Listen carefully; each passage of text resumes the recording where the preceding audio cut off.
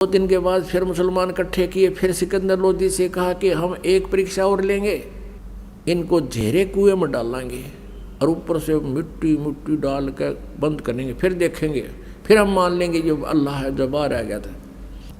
परमेश्वर जी को पकड़कर एक बहुत गहरे कुएं में डाल दिया जिसमें जल नहीं था, और वो इतना गहरा होता था, पहले 200 से 150 फुट पर जा करके जल निकलता था, और उसमें डाल दिया। और ऊपर तो कंकर झाड़ बोझड़े कांटेदार झाड़ियाँ, और ऊपर तो मिट्टी गोबर छोटी ईंट कति ठोक दिया फुल। और शेख तकी ने तो बस फिर पगड़ी घुमाई, कहा अब बन गई बात। हाथ पैर मुंह धोकर शेख तकी पहुंचा। फिर वहाँ सिकंदर लोधी के दरबार में कहने लगे, सिकंदर लोधी, हे राजन, अब कहाँ है वो तेरा अल्लाह? अब शेख तकी तो उधर लेकर गया था, थोड़ी देर पाछे कबीर जी आकर अपने कमरे में लौट गए, विराजमान थे।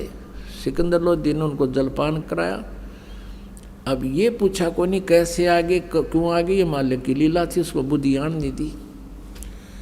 शेख तकी इसकी बात सुनकर कि उसको हम दाबा एक गड्ढे में कुएं में डाल दिया है, कहाँ है वो तेरा भगवान? सिकंदर लोधी कहने लगा, किसके विषय में बात कर रहे हो शेख तकी? कि वो तेरे गुरु के बारे में, कबीर के बारे में। उसको हमने झेरे कुएं में डालकर ऊपर से सैकड़ों टन मिट्टी डाल दी है, झाड़ बोझड़े डाल दिए, अब निकल के दिखाए। सिकंदर लोधी कहने लगा, वो बैठे कमरे में, आज दिखाऊंगा। अब शेख तकी गया, देख कर नो कर लिया। और दुष्ट ने फिर भी नो नहीं मानी, रतरा के जब भगवान आ रहे।